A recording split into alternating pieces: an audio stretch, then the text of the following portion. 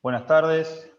Les voy a dar la bienvenida a nuestro último encuentro de vía aérea dificultosa. Voy a ir esperando unos minutitos mientras se van terminando de conectar todos los participantes. Aprovecho estos minutitos para hacer unos agradecimientos en base a la repercusión y el éxito que tuvo las jornadas. Por supuesto, a los participantes. Tuvimos entre las 3 jornadas casi 800 conectados en el vivo, más unas cuantas replicaciones de las charlas que se editaron y se compartieron en las redes, así que muy contento con la repercusión.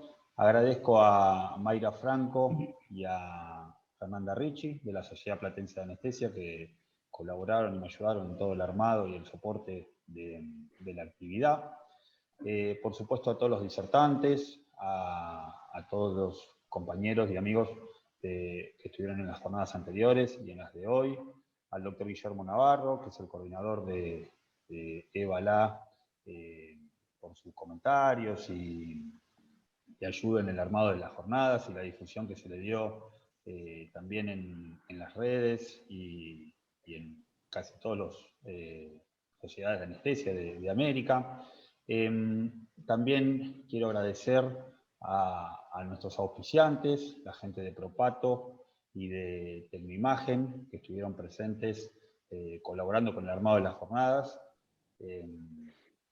Así que muy contento, ¿sí?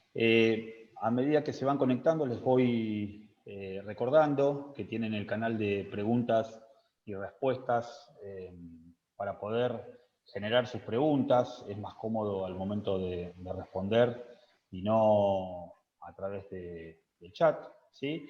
Y les recuerdo que las clases se graban y luego se las edita y se las va a compartir para que aquel que no pudo estar en alguna de las jornadas pueda seguir todas las actividades, ¿sí? Voy a dar el pase ahora al doctor César Salazar, de la Sociedad Salteña de Anestesia, Analgesia y Reanimación, es instructor en simulación. Nos va a hablar de un tema que venimos nombrando en casi todas las presentaciones, que es esto de las habilidades no técnicas en la anestesia y enfocadas en el manejo de la vía aérea, muy vigentes actualmente. Para muchos de los participantes les estamos hablando de algo que no conocen, así que la idea de él es generar una introducción en lo que son las habilidades no técnicas y su enfoque en lo que es el manejo de la vía aérea, ¿sí? Después nos va a acompañar el doctor John Bejar con una actualización y el rol actualmente del video del laringoscopio. Teníamos preparada una tercera charla, ¿sí?, a cargo del doctor Juan Carlos Barrios, de la Asociación de Anestesia y Analgesia y Reanimación de Buenos Aires, pero por un inconveniente personal hoy no va a poder acompañarnos. Igualmente su charla se va a grabar y se va a compartir a través de nuestras redes, ¿sí? Así que le mandamos un saludo a él. Voy a dejar de compartir mi pantalla para darle el pase al doctor César Salazar. Así que muchas gracias y éxitos con la presentación.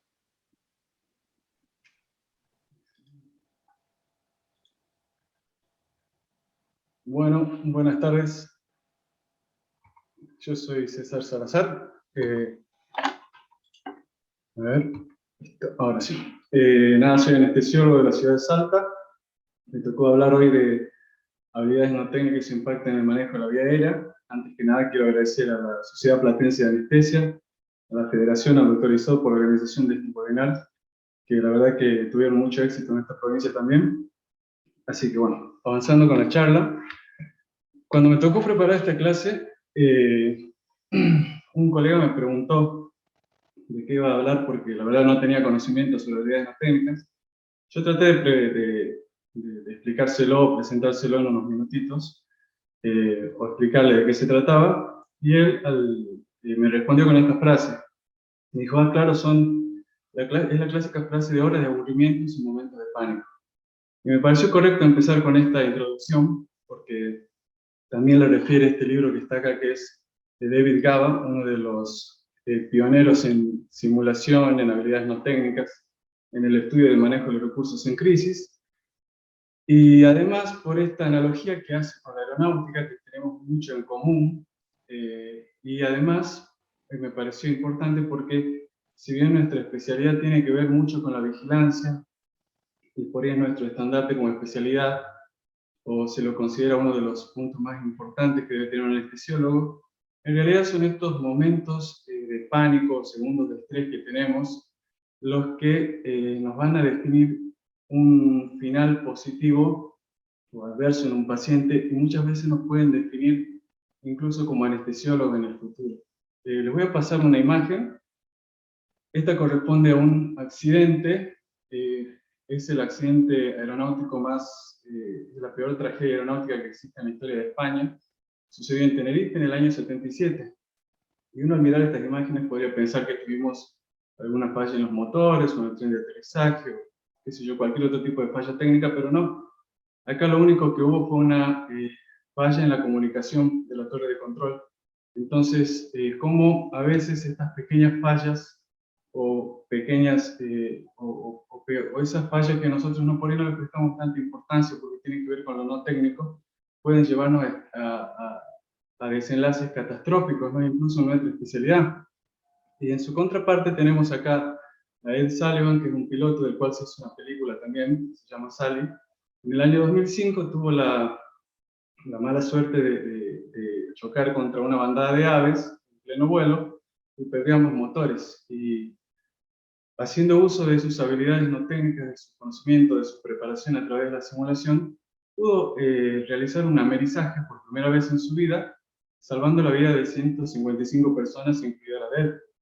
En este audio que se lo escuchan en la web, se percibe una tranquilidad impresionante para la situación que está viviendo. El piloto contesta: voy a aterrizar en el Hudson con plena seguridad, en el Hudson, en el río Hudson, a pesar de que la torre de control indica que vaya a una pista de aterrizaje que está a 8 millas, a otra pista que estaba a 7 millas, pero la conciencia situacional de él, sabiendo de que no llegaba por la velocidad que traía, y bueno, por las diferentes características en las que ya estaba descendiendo el avión, y tomó esta decisión y logró este amerizaje exitoso, salvando la vida de 155 personas, y luego recibió medallas y fue reconocido por sus colegas y incluso por el presidente.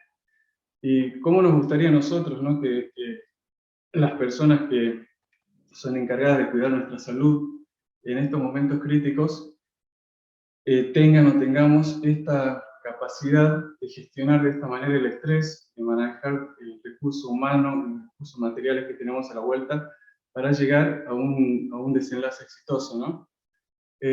Siguiendo con esta analogía, vamos a ver por qué hacemos tanta comparación con la aeronáutica. Primero porque es de ahí desde donde nace el aspecto de las habilidades no técnicas y el manejo de los recursos en crisis. Y tenemos en común el trabajo en equipo, ¿sí? Ambos trabajamos en equipo, utilizamos muchos checklists, tenemos múltiples tareas por realizar en simultáneo. Esto también es una característica común de ambas ramas. Somos líderes dentro del equipo, y esto nadie puede negar que el anestesiólogo, cuando existe una crisis en quirófano, es y debe ser el líder dentro del equipo, ¿no? Por las características de nuestra especialidad y por cómo estamos formados para abordar al paciente de manera integral y no solo por la patología que lleva a entrar a quirófano. Las crisis son poco frecuentes, esto es bueno para nuestra carga de estrés, pero a la vez como desventaja tenemos que no tenemos muchas oportunidades para poder practicar estas crisis, y es por eso también que utilizamos mucho la simulación, y si bien estamos, se podría decir, acostumbrados al éxito, porque la mayoría de las veces nos salen bien las cosas, tenemos que estar muy bien preparados para estos momentos de crisis y de estrés. También tenemos sobrecarga de información, no muchos datos, mucha información por procesar antes de iniciar el abordaje de una diarrea dificultosa, en este caso, o de cualquier crisis que se nos presente en quirófano. El factor tiempo, que es tan limitado en los dos. Y así es como nacieron primero el manejo de recursos en crisis, se lo llamó así, manejo de recursos en cabina, en la aeronáutica, luego cambió el nombre a manejo de los recursos en tripulación, que son los Crew Resource Management, y luego en anestesia, el doctor David Garra incorpora muchas de estas habilidades no técnicas y las nombra como manejo de los recursos en crisis, que son los Crisis Resource Management, y que tanto tienen que ver con esto de las habilidades no técnicas o habilidades blandas. Este es un libro del año 99 del Instituto Nacional de Medicina de los Estados Unidos, que desnuda una realidad sobre el impacto que tiene el error humano en las muertes en Estados Unidos, y nos tira un dato bastante preocupante, que entre 44 y 98 mil personas mueren al año en los Estados Unidos por errores humanos, y lo más grave es que por ahí, con la certeza que tenemos de estos datos, es que el 56% de esos errores son prevenibles, ¿no? Además del impacto económico, que obviamente cuando hablamos de vidas humanas es lo menor, pero también, para tener en cuenta, tiene un impacto económico de 17 a 29 billones de dólares anuales. Este otro gráfico que tenemos acá nos muestra una estadística o un censo realizado por la Comisión Nacional de Estadística de Salud de los Estados Unidos del año 2014, que muestra que el error médico ocupa la tercera causa de muerte en los Estados Unidos. O sea que qué importante que es trabajar sobre el error médico y ver de qué manera podemos evitarlo, ¿no? Y si bien el error es humano, no podemos permitirnos cubrir ese error y mucho menos no aprender de ese error, ¿sí? Si el error tiene que servir para algo, es para aprender justamente de él. Y ahora sí, introduciéndonos a lo que son las habilidades no técnicas, vamos a dar la definición que nos da la bibliografía, que nos dice que son herramientas cognitivas, sociales y personales que complementan las habilidades técnicas y contribuyen a la seguridad y realización de una tarea de manera efectiva. Esta es la definición que nos da la bibliografía y define el comportamiento individual, el que no está relacionado con la experiencia, los fármacos y la tecnología, ¿no? Y aquí sí ya nos introducimos en lo que las habilidades no técnicas. Las vamos a nombrar ahora y las vamos a nombrar a lo largo de toda la charla, y luego las vamos a abordar una por una. Liderazgo, trabajo en equipo, conciencia situacional, toma de decisiones y comunicación, ¿sí? A lo largo de toda la charla vamos a hablar mucho de esto, porque la verdad que es importantísimo que nos quede claro cuál es mi intención. Vemos también que, como dato de relevancia, venimos hablando mucho del NAP4, muchos colegas también me preguntaban de qué era el NAP4, y la verdad que tiene una importancia muy grande porque probablemente es el estudio de manejo de aérea más grande que se hizo hasta ahora. Entre el año 2008 y 2009 se evaluaron más de 2.9 millones de anestesias en todo el Reino Unido, con más de 300 instituciones de salud, separándolos al manejo de la aérea en la guardia, en la unidad de cuidados intensivos y en quirófano.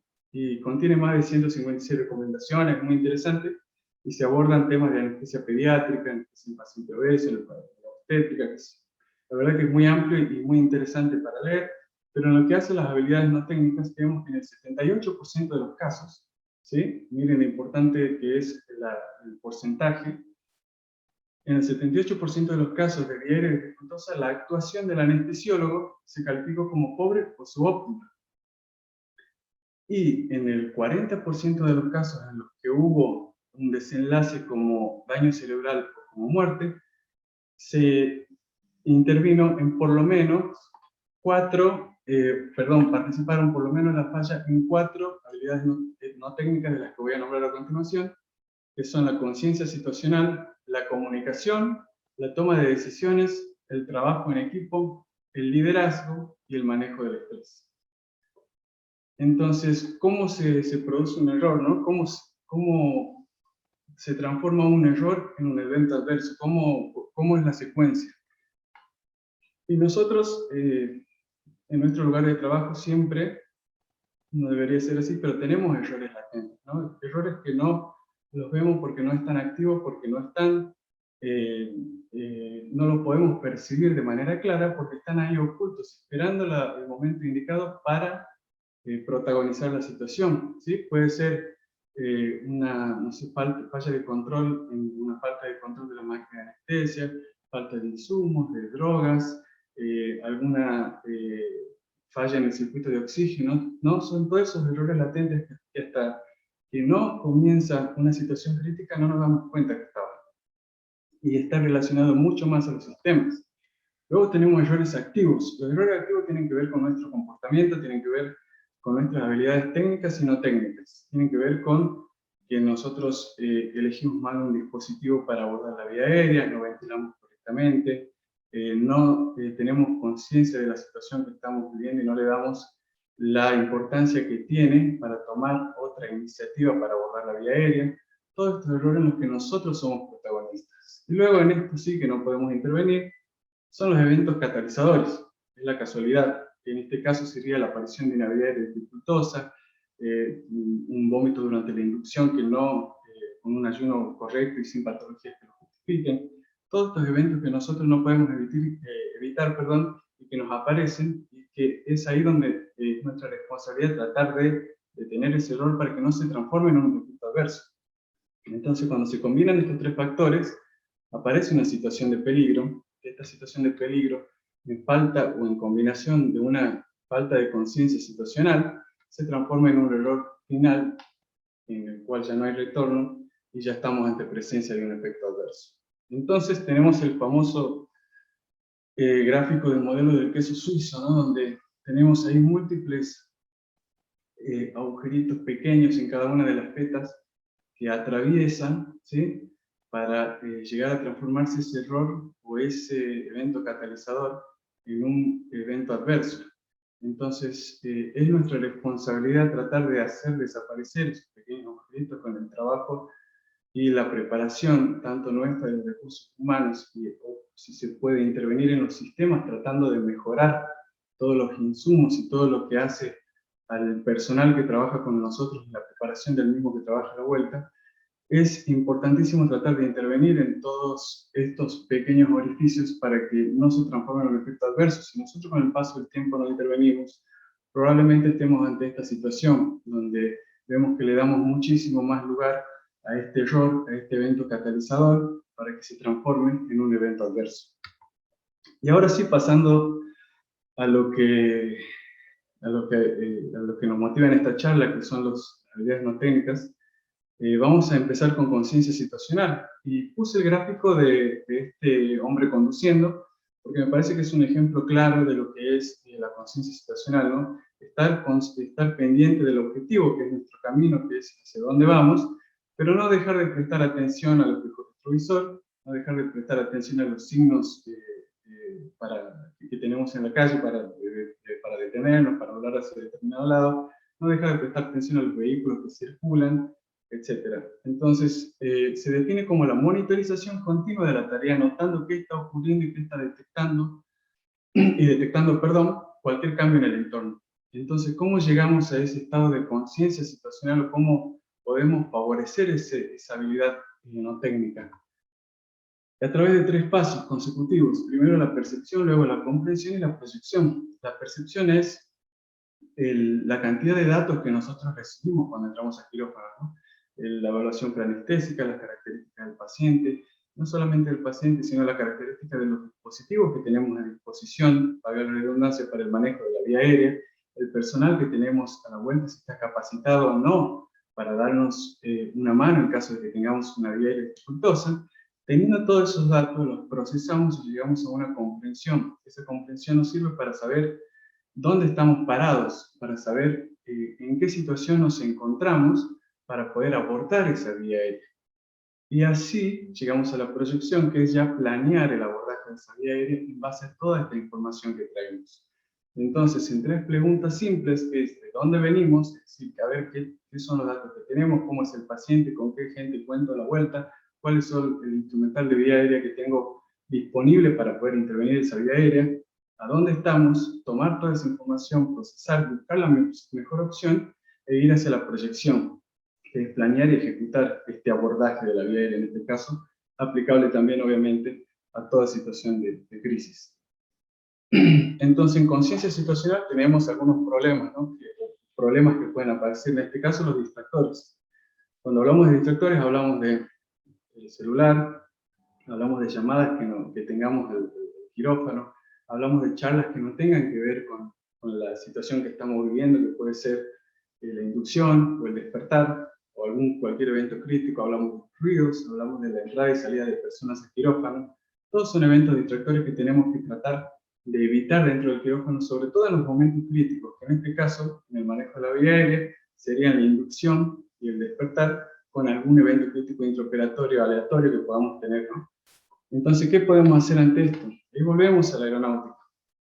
Hay un concepto que se llama de cabina cerrada, que es que en los momentos de despegue, en los momentos de aterrizaje, está prohibida toda comunicación fuera de la tarea que se está realizando. Es decir, hay comunicación cero, salvo por la persona, en este caso nosotros, que está encabezando la tarea, en este caso de inducción, de despertar o de manejo de la vía aérea, y el resto de las actividades deben suspenderse, por lo menos hasta que terminen estas tareas, ¿sí?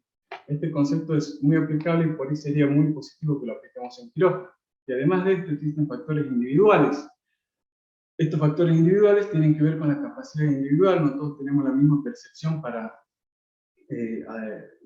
acumular datos, procesarlos, proyectarlos, la memoria de trabajo, las expectativas, qué expectativas tengo del instrumental, de que tengo a mi lado, de las personas que me pueden ayudar, los modelos mentales. Es tan importante los modelos mentales en las habilidades no técnicas, porque se resume en la manera en la que yo percibo la situación, ¿sí? El lente a través del cual yo miro todo lo que está pasando a la vuelta, y tiene que ver mucho con las habilidades aprendidas, con las vivencias, tiene un factor social también que interviene mucho en los modelos mentales, tiene un factor cognitivo.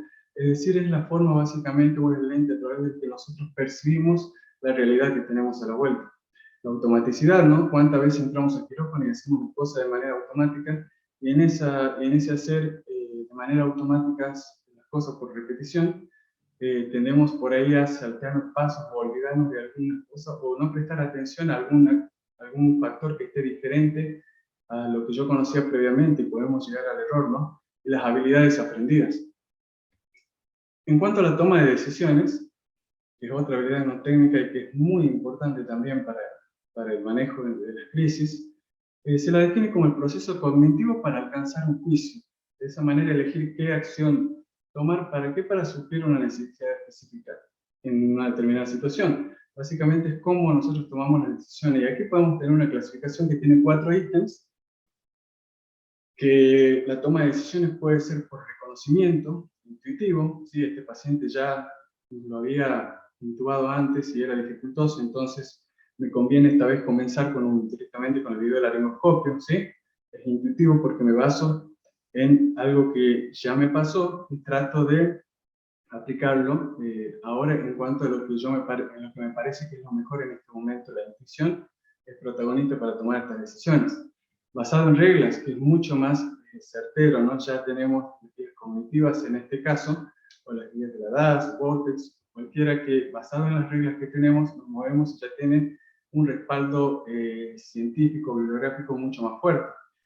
Otra forma de tomar decisiones es la analítica, analizando o comparando opiniones. Estoy por abordar una vía aérea y el colega me dice, che, ¿no te parece que por las características de este paciente, un obeso, tendríamos que ponerlo en posición de rampa?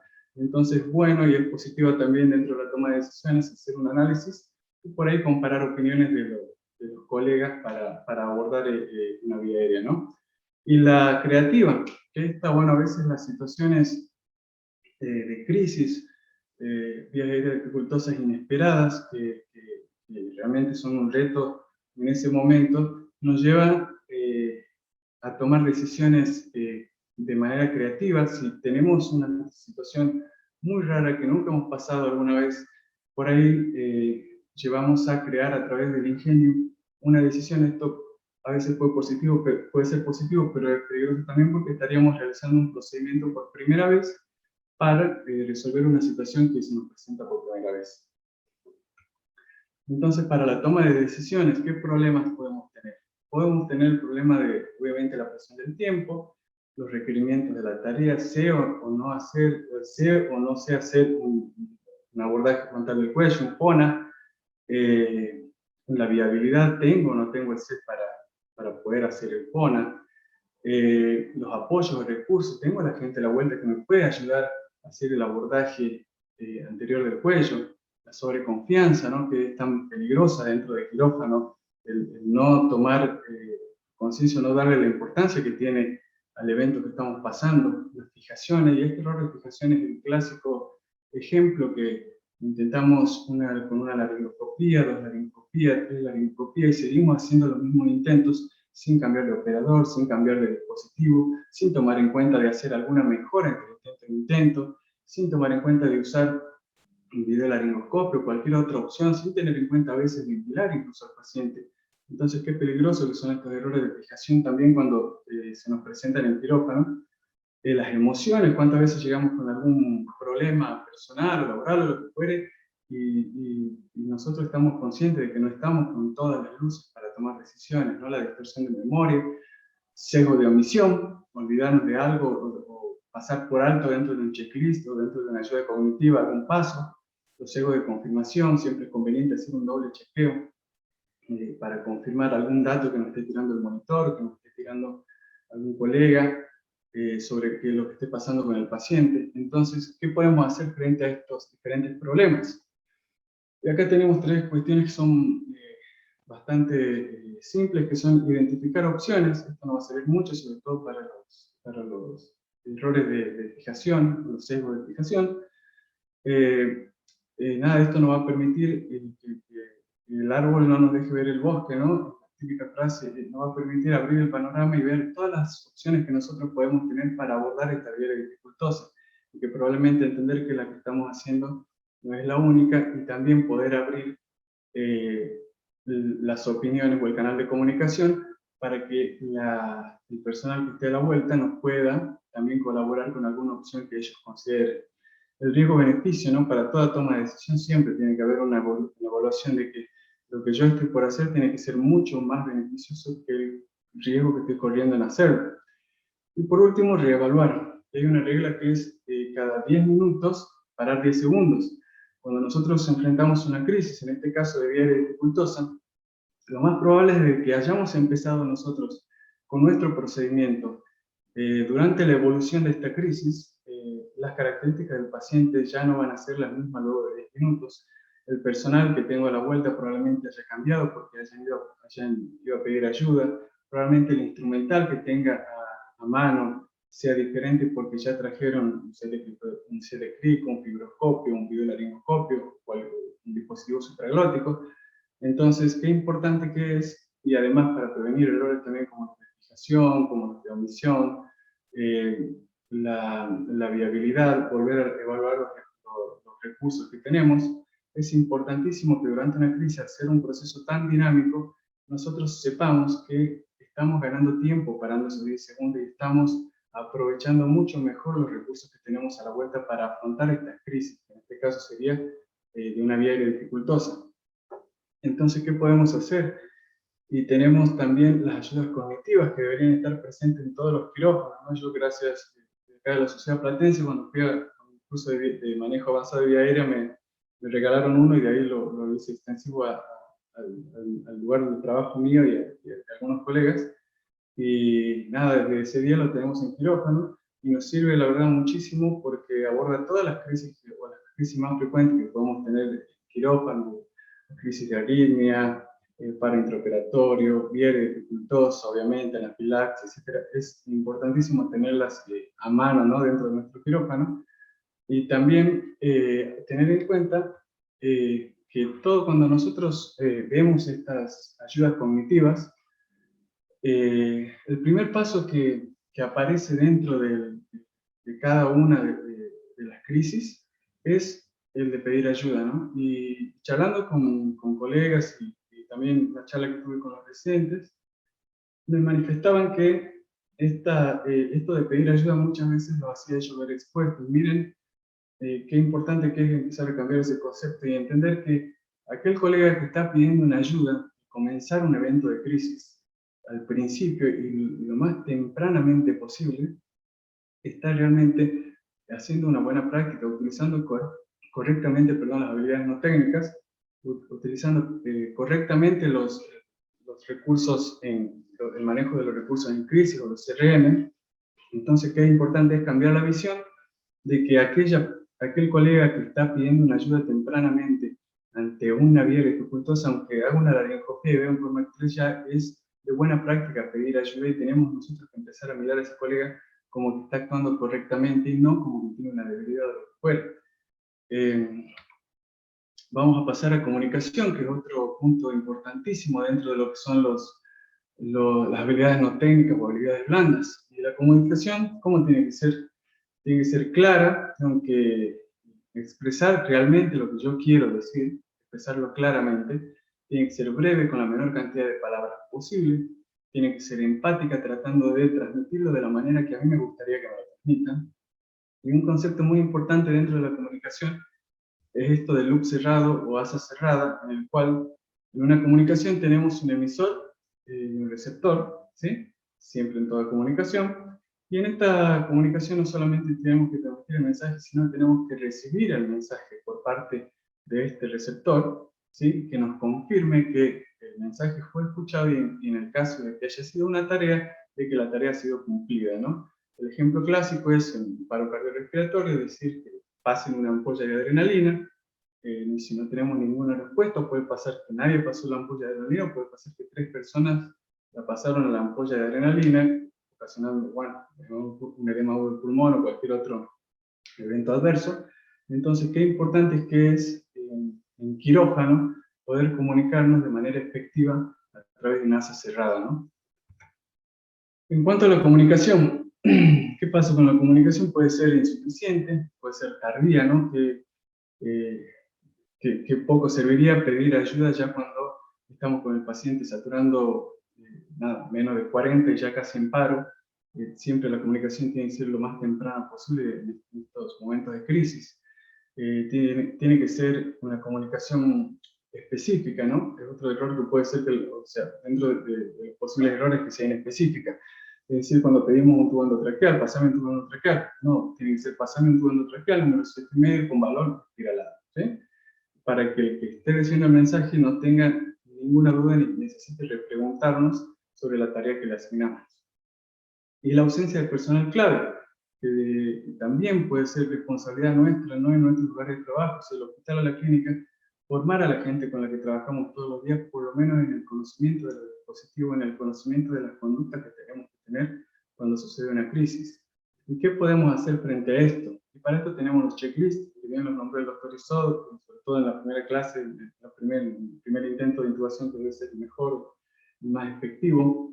En el briefing, el debriefing, el briefing es esa charla que se produce, o esa comunicación en quirófano sobre de qué características de paciente estamos, qué procedimiento tenemos, cuál es el tiempo aproximado del procedimiento, etcétera, que tiene que ver con el procedimiento en sí. El debriefing que se realiza después del procedimiento, después de una crisis, lo utilizamos muchísimo en simulación, en el cual analizamos el comportamiento que tuvimos o los errores que tuvimos dentro de ese evento y tratar de mejorar, ¿no? Aprovechar los recursos cognitivos, no solo de la ayuda cognitiva, sino el personal que tenemos a la vuelta y nos puede aportar, la presentación del personal, de lo que se opera, la asignación de roles, que ya lo vamos a ver y es tan importante para el trabajo en equipo, y la asertividad. El trabajo en equipo, bien, es otro de las habilidades no técnicas que nombran las 4 en las cuales se produjeron las mayores fallas, ¿no? Y se define como un conjunto de 2 o más personas que interactúan de forma dinámica, interdependiente y adaptativamente hacia un objetivo en común, a cada uno de los cuales se le asignan roles o funciones específicas para realizar y que son miembros justamente de ese equipo por un tiempo determinado. Entonces, ¿qué es lo importante del trabajo en equipo? Y acá tenemos, son 6 ítems muy a tener en cuenta. Definir objetivos y casos, ¿sí? En este caso, o sea, definir el objetivo es decir, que todos los que estamos trabajando en el abordaje de esa vía de dificultad sepamos que nuestro objetivo es oxigenar al paciente, no colocar un tubo endotraqueal, un dispositivo supraglótico, realizar una broncoscopía, realizar un acceso anterior del cuello. No, nuestro objetivo es oxigenar al paciente, ¿sí? En base a ese objetivo es que todos debemos trabajar en común con cualquiera de las herramientas que nombré anteriormente. Asignar roles, es muy importante poder definir los roles dentro de una crisis, ¿no? Vos encargate de hacerme una maniobra de voz, vos pasame las drogas, vos ayúdame pasarme el tubo endotraqueal, vos la aspiración, ¿sí? Tratar de designar bien los roles para que no haya ninguna duda qué es lo que tiene que hacer cada uno en ese momento tan crítico. Evaluar las capacidades, ¿no? Asignar los roles en base, muchas veces nos conocemos ya dentro del quirófano y sabemos quién puede o no ser por ahí un poco más útil en estas situaciones. Saber combinar la autoridad y la asertividad, que es una característica del liderazgo también, ¿no? Y también va a depender mucho de la situación y del recurso que tengamos a la vuelta. Muchas veces, si bien tenemos que ser asertivos en la comunicación, pero ante una situación crítica y si vemos que a la vuelta no tenemos la reacción que esperábamos dentro del equipo, tenemos que ser un poquito más demandantes con un mensaje que tiene que ver mucho más con la autoridad que con la asertividad, dando órdenes.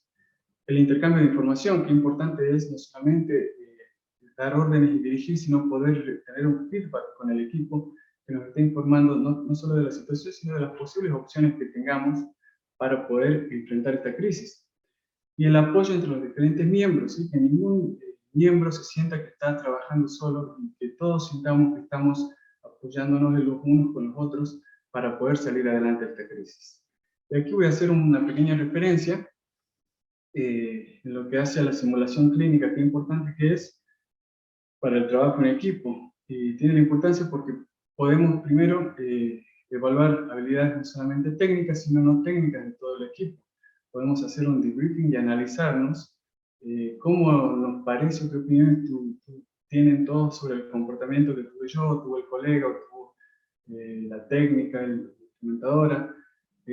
También podemos, en la simulación clínica, tener un ambiente seguro de aprendizaje. Podemos cometer todos los errores que cometeríamos en la vida real sin correr ningún riesgo, ¿no?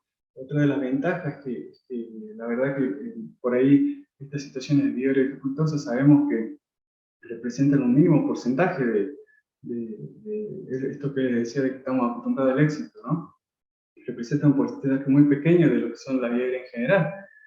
Sin embargo, en la simulación clínica podemos abordarla muchísimas veces en un corto periodo de tiempo, cosa que no pasa en la práctica diaria. Como otro factor positivo dentro del trabajo en equipo son los equipos fijos. Está demostrado que la persistencia de las mismas personas trabajando en equipo durante un periodo largo de tiempo aumenta la performance. Eso está demostrado en la bibliografía. Y los checklists, ¿no? Que los volvemos a nombrar. Y qué importante que es, porque dentro de los checklists empiezan automáticamente a asignarse roles, al igual que con las ayudas cognitivas. Entonces, nos sirve, la verdad que es una gran ayuda para el trabajo en equipo. Y avanzando un poco con lo que es el liderazgo, que es otra de las características que hacen a las habilidades no técnicas, otra de las habilidades no técnicas que nos toca abordar hoy. Y yo, habiendo leído un poco en general de lo que son las habilidades no técnicas, y luego una por una, llegué a la conclusión, y esto es personal, de que el liderazgo incluye todas las habilidades no técnicas que nombramos anteriormente, ¿no? La habilidad, bueno, la definición dice que es la habilidad para compartir el modelo mental, asignando tareas y compartiendo información y opiniones, estructurando la situación y dando el primer paso en el trabajo. La bibliografía nos dice que tenemos que estar muy concentrados en lo que es la monitorización de la situación y el manejo o apoyo del equipo, que tendría que ver con conciencia situacional y tendría que ver con trabajo en equipo, pero qué importante también que es para un líder el hecho de saber comunicarse y el hecho de tomar las decisiones correctas, ¿no? Entonces, les voy a presentar un trabajo que es del año 2012, de la British Journal, y nos habla sobre, es un trabajo cualitativo que nos habla sobre cuáles son las características que debería tener un excelente anestesiólogo, ¿no? Y tomaron a 18 asistentes técnicas de anestesia con muchísima experiencia, entre 18 y 25 años cada una. Es un trabajo cualitativo. La dividieron en 5 grupos, se hicieron múltiples entrevistas, se hicieron múltiples encuestas, y llegaron a la conclusión de estas 6 características que tiene un buen anestesiólogo, ¿no? Y dice, trabaja en forma estructurada, responsable y enfocada de enfrentar las tareas, ¿no? Es conciencia situacional indudablemente, es claro, informativo, orientado al equipo sobre el plan de acción antes de la inducción, ¿sí? Esto obviamente tiene que ver también con lo que es comunicación. Es humilde ante la complejidad de la anestesia, entiendo su falibilidad, ¿sí? Eso también tiene mucho que ver con lo que es conciencia situacional. Está centrado en el paciente, bien enfocado, en contacto con el paciente incluso antes de la inducción. Y aquí vemos también qué importante que es la comunicación, no solamente con el equipo, sino con el paciente previo a la inducción. Tiene fluidez en el trabajo práctico sin perder la visión general. También podríamos llamarlo conciencia situacional, también tiene que ver con trabajo en equipo. Y aquí sí, tranquilo y claro en situaciones críticas, pudiendo cambiar a estilo fuerte de liderazgo, ¿no? Y esto tiene que ver exclusivamente con las características ideales de un líder. Ahora les voy a presentar un poco de lo que es manejo, y esto es cortito, de lo que es manejo del estrés y la fatiga en lo que son las situaciones críticas. Y vamos a ver que este estudio está hecho en atletas y en militares, y hay una relación entre la frecuencia cardíaca, que se lo toma como, como signo de activación del simpático, y las repercusiones dentro de nuestro comportamiento, dentro de nuestras habilidades. Y se demuestra que cuando nosotros estamos ante un estrés determinado que nos lleva a la frecuencia cardíaca por arriba de 115 latidos por minuto, afecta las habilidades motoras finas. Arriba de 145 latidos, las habilidades motoras complejas. Pero ya cuando pasamos los 175 latidos por minuto, es decir, que cuando estamos ante una situación de estrés muy severo, ya nuestro comportamiento es irracional, ya nuestra toma de decisiones se ve afectada, disminuye el tiempo de reacción, incluso podemos quedarnos congelados ante una situación muy crítica debido a esta carga de estrés que tenemos, ¿no? Y acá vemos esta curva en la cual se ve que si bien es bueno tener un grado de estrés o determinado que es saludable, donde estamos acá en esta zona de confort, en este sentido vemos que cuando va aumentando la frecuencia cardíaca, como la performance, cuando va aumentando el estrés, la performance va disminuyendo hasta llegar a estar exhaustos, y ahí es donde empieza el comportamiento irracional, que disminuye el tiempo de reacción, etcétera, y todo lo que nombrábamos recién. Entonces, ¿cómo podemos disminuir este estrés durante situaciones de crisis? Y una de las principales herramientas para esto es la simulación. Está demostrado que cuando a tanto residentes como médicos anestesiólogos se les sometía a escenarios de estrés durante repetidas veces, 1, 2, 3, 4 veces para una situación determinada, el grado de estrés de la primera situación de la última situación, comparado con el de la última situación, tomando como parámetro la frecuencia cardíaca, era mucho menor.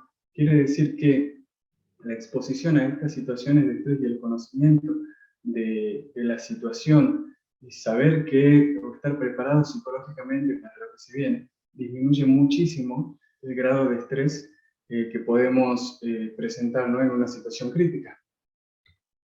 Ahora les voy a presentar este caso que la verdad es paradigmático de Emily Brumley. Es una paciente que en el año 2005 ingresó para una cirugía programada de senos paranasales. El anestesiólogo tuvo problemas muy grandes para el manejo de la vía aérea. Sufrió una encefalopatía hipóxica y fallece luego de 30 días en cuidados intensivos, ¿no? Su esposo, que está al lado, están sus hijos también, es piloto de avión y vio que para poder conocer qué era lo que había pasado necesitaba iniciar una demanda, que era algo largo y complejo. Entonces decidió hacer una investigación por su cuenta y llegó a la conclusión de que las mayores fallas que hubo dentro del quirófano fueron con respecto a las habilidades no técnicas. A partir de ese momento y de esa investigación, creó en el año 2007 la Clinical Human Factor Group, que es una fundación o una institución que se dedica al estudio y a promover esto de las habilidades no técnicas, y también colaboró con Nicholas Grimes para el desarrollo del sistema Vortex.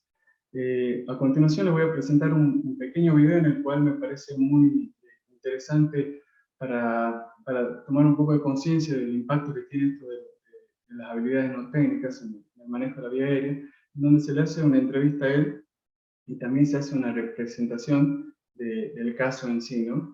Así que bueno, vamos a avanzar con el video a continuación.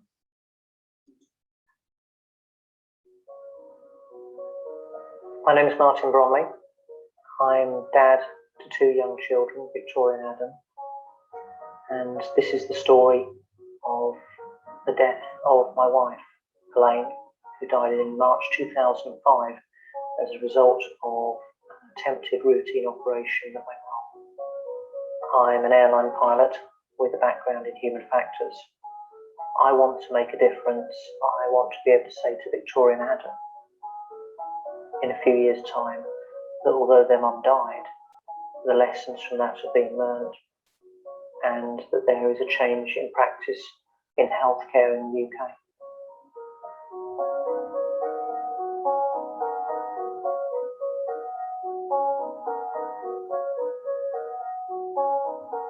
Elaine actually had very good health, but she had suffered from some sinus problems, and as a result, a consultant recommended that she should have routine sinus surgery.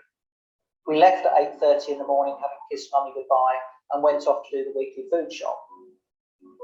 I got a phone call at about 11 o'clock that morning from the ENT consultant, and they explained to me that when Elaine had been anaesthetised, her airway had collapsed, that the oxygen levels in her body had fallen to very low levels, and so they decided that the safer option was to let Elaine wake up naturally, and unfortunately she hadn't done so. I went across to the intensive care unit, and there I was met by 2 further consultants. They explained to me very bluntly that Elaine had been without oxygen for a significant period of time, and that I was looking at her having significant brain damage. Another brain scan was taken, and even to me as a layman, comparing the new scan with the benchmark scan, there was no doubt that by this stage there was virtually nothing that could be done for Elaine. And I made the decision in consultation with the intensive care team to switch Elaine's life support off. She died some 13 days after the original attempted operation.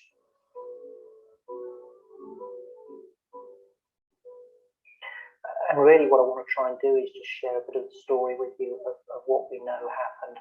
As best we can, we've probably got 80% of the picture now, I think. Elaine was being cared for by an experienced anaesthetist and his experienced assistant. The plan was that they would start with a laryngeal mask, and they had done a very thorough pre-op assessment. There were no undue causes for concern at this stage. And at 8:35 in the morning, Elaine was anaesthetised. Off we go. Off to sleep. The first mask wouldn't fit. They tried a second mask. Any problems here? Push down a bit. Let me push the head back a bit more. They then tried some extra drugs to try and reduce some suspected tension in the muscles in the jaw. So it was obvious almost straight away that things were going wrong. We know that 2 minutes in, Elaine's oxygenation was 75% and fallen, and she was by this time already visibly blue. Within 4 minutes, we know that her oxygenation had fallen to 40% or lower. There's some confusion about the precise time, but we know that 6 to 8 minutes in, a number of things were happening. The anaesthetist had already started to attempt to intubate Elaine. The oxygenation was still at 40% or lower. The heart rate was falling. The ENT surgeon waiting to perform the op came into the theatre.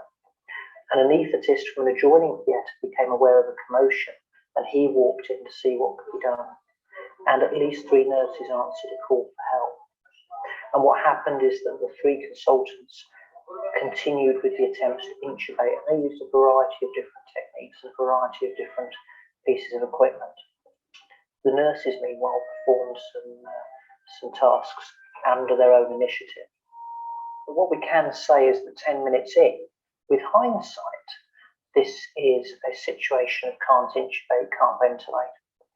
This is a recognised emergency in anaesthesia for which guidelines exist. We're now 10 minutes into this attempted procedure. The patient, my wife, is blue. Her oxygenation is 40% or lower, and it has been for 6 minutes. The anaesthetist has 16 years experience, and he is regarded as diligent by his colleagues. The ENT surgeon has over 30 years experience. The other anaesthetist has additional skills pertaining to difficult airways, and 3 of the 4 nurses are all experienced in their job. And it's perhaps worth just wondering at this stage what was going through their mind. The intubation attempts had failed, the oxygenation was very low. What we know actually happened is this point in 10 minutes for a further 15 minutes, the 3 consultants would appear to have continued with their attempts to intubate to the exclusion of any other option. And that at the end of that 15 minutes, we're now 25 minutes into the whole procedure, they eventually get Elaine's oxygenation to 90%, but she's actually been at 40% or lower for a total now of over 20 minutes. You get above 90. No, you won't go up. So you got 90 though. What's better? I don't think we should carry on with the operation. No, I agree. We should have done at this stage. Okay. The airway itself is not secure though, and so they fiddle around a bit more, and in fact her oxygenation falls again below 90% for a further 10 minutes, and finally by the time we're 35 minutes in, they seem to make the decision that the best thing is just to let her wake up naturally. Let's wheel her back quick as we can.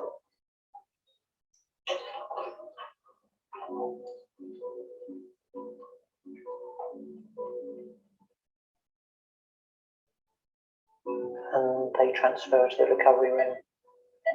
She lays there for an hour and a half, and of course, she never wakes up.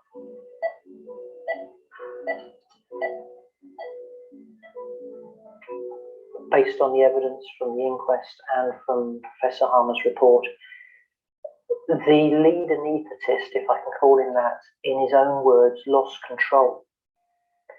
There was a question mark in the inquest about who people felt was in charge at different points. There was certainly a loss of awareness, an awareness of time, but also an awareness of the seriousness of the situation. If you like, the awareness of what was happening wasn't shared by each of the consultants. There was certainly a breakdown in the decision-making processes, and it would appear that the communication processes dried up amongst the consultants. The story with the nurses is very different. The nurses were generally aware of what was happening, what needed to happen. When I said to you that 6 to 8 minutes in, those 3 nurses arrived, one of them asked her colleague to go and fetch the tracheostomy set. There was already a quick trachea kit in theatre. She went out, she collected the tracheostomy set, she came back in and she announced to the consultants that the tracheostomy set was available. And there was no response. One of the other nurses who walked in immediately saw Elaine's colour, immediately saw the vital signs, and walked out again to phone intensive care. She phoned to check that a bed was immediately available. She came back in and she announced to the 3 consultants that a bed was available in intensive care. And in her own words, they looked at her as if to say, "What's wrong? You're overreacting." She actually walked out and cancelled that bed. At the inquest, 2 of the 4 nurses stated that they knew exactly what needed to happen, but again, to quote from the inquest, didn't know how to broach the subject. We have a breakdown of leadership, of situational awareness, of prioritisation, decision-making, of communication, and of assertiveness. And these same factors, these same human factors, ironically, are present in 75% of aviation accidents. And really, since then, I've been trying to understand why in aviation we train and to understand about human factors, and it's an integral part of how we design equipment and how we manage procedures and how we work day to day. It's part of our everyday language, but I'm trying to understand why that's not part of clinical practice. When we get out to the aircraft. Bien, bueno, este video trataba de ponernos en situación de cómo el aprendizaje de las habilidades no técnicas de los factores humanos tiene realmente una repercusión muy importante dentro de los resultados, ¿no?, que tenemos en quirófano en el abordaje de las crisis. Y ahora sí, para terminar y para hacer un repaso, no serviría también de repaso, pero para hacer un resumen de todo lo que acabamos de hablar en la clase, vamos a nombrar los puntos claves del manejo de los recursos en crisis, que son los puntos más claves que muestra el doctor David Gaba. Incluso están publicados en el Miller, dentro del capítulo de Human Performance and Patient Safety, el 7º capítulo, que lo escribió también con el licenciado Peter Dickman, el doctor Peter Dickman, que tuve la suerte de conocerlo y sinceramente es un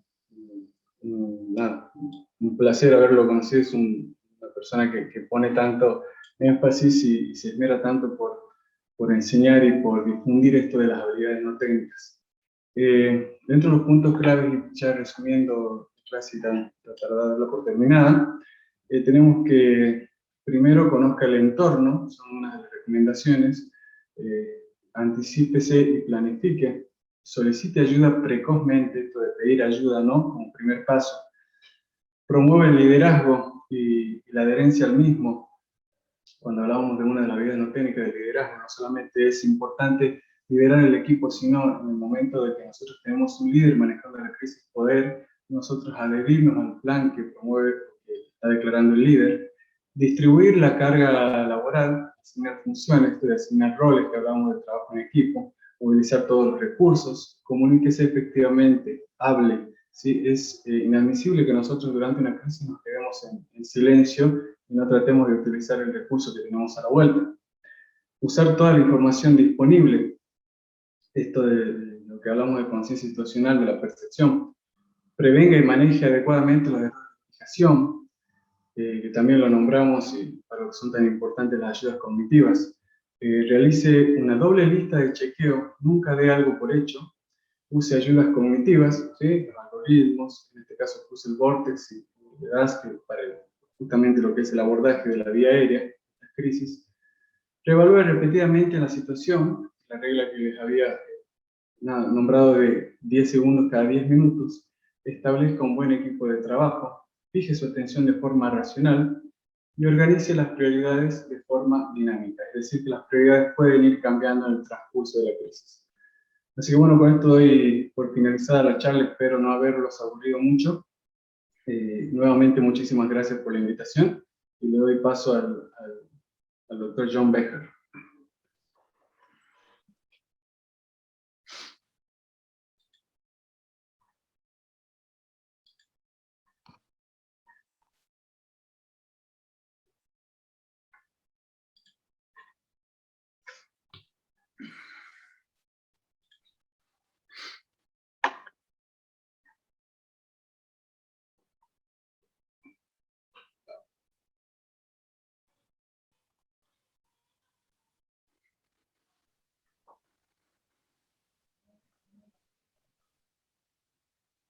Muchas gracias, César.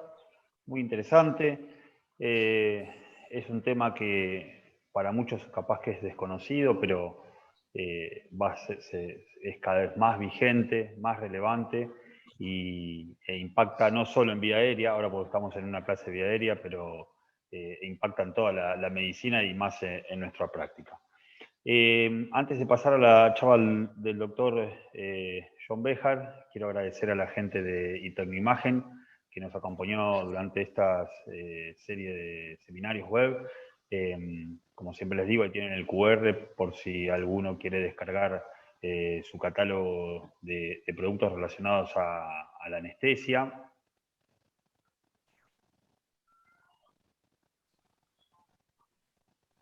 También a la gente de Propato, a Nicolás Pudicelli, que hace rato nos acompaña en estas actividades de manejo de la vía aérea y de anestesia en general. Les dejo su QR para que el que quiera pueda disponer de su catálogo de productos relacionados a la anestesia y al manejo de la vía aérea. Ahora le voy a dar el pase al doctor John Béjar, de la Asociación Cordobesa de Anestesia, Analgesia y Reanimación. Nos va a hacer una puesta al día de lo que es este dispositivo que vino a revolucionar el manejo de la vía aérea y de la anestesiología. Así que muchas gracias, César. Ya, como les dije, está el canal de preguntas y respuestas para el que quiera hacer cualquier comentario, inquietud, repetir algún concepto, lo que sea. Lo pueden ir haciendo por ahí y vamos a ir levantando las preguntas. Dejo de compartir pantalla y te doy el pase, John. Dale, gracias Claudio querido. En tu nombre agradezco a la Sociedad Platense de Anestesiología y a todos los colegas por permitirme esta ponencia. Mi nombre es John Béjar, soy médico, anestesiólogo internista, así por orden alfabético, amante de muchos aspectos de la anestesiología, pero experto en absolutamente nada. Es decir, que conmigo van a recibir la visión de un anestesiólogo en general. Espero poder compartir parte de este tema y voy a compartir mi pantalla. Se me pidió que hiciera una actualización en la vía aérea para hablar del rol actual del videolaringoscopio. Me tomé el atrevimiento de señalar ahí el videolaringoscopio, ¿no?, que faltaba en la presentación inicial, porque realmente es muy importante, y antes de empezar esta charla quiero declarar que no tengo ningún tipo de conflicto de interés. No he recibido beneficio alguno, ni directo ni indirecto. Mi única visión es académica y le voy a dar parte de mi conocimiento adquirido en base a los fracasos, mi práctica y a los estudios. Y el objetivo de esto quizás, el motivo es saber si vamos a poder convencernos o no si es un patrón de oro, e intentar para ustedes responder algunas preguntas como por ejemplo, ¿cuál, cómo, cuándo? ¿Lo usamos de rutina? ¿Lo usamos de rescate? ¿Lo usamos de emergencia? Y finalmente ver el rol actual que tiene el videolaringoscopio en la práctica de anestesiología y de los cuidados críticos, que forma parte de una también de nuestras subespecialidades. Fíjense que cuando el doctor Robert Macintosh... Perdóname, John, no Sí. estamos viendo la pantalla. Creo que no compartiste la pantalla aún. A ver.